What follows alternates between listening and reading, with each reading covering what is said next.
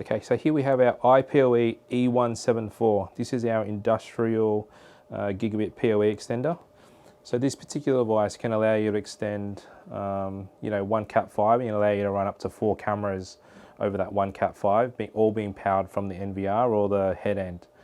So we can have a maximum budget up to 60 watts. It doesn't require any power, external power. It's all powered either from an injector.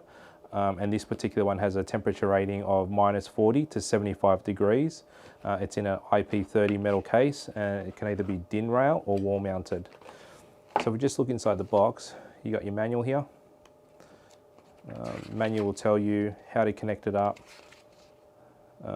basically some specs on it, how far you can go, like I said, temperature ratings and budgets, basically all in this manual here. So what you also get is you get the wall mount kit that comes with some screws, and also you've got some dust caps to plug up the Ethernet ports when they're not in use. So if we take a look at the unit itself, if we look at the back of the unit, that's where it can actually be DIN rail mounted. It's this side, we've just got the model number and the serial number. There's nothing on the other side, and then we've got the front of the unit. So this is a plug and play device. Basically takes all its power from the head end by using either a 30 watt or 60 watt injector, which will plug into that port here. So also it'll tell you is once you plug your cameras in, it'll actually tell you how much is actually being consumed at that point. So the unit itself actually draws 4.1 watts.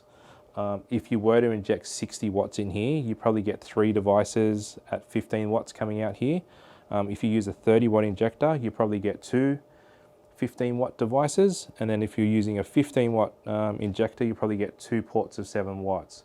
So it's very versatile. You don't have to worry about trying to get power at the camera end. If you're trying to run additional cameras, it can all just be powered directly from the head end over that one Cat5 and allow you to go up to 4 more cameras at that point.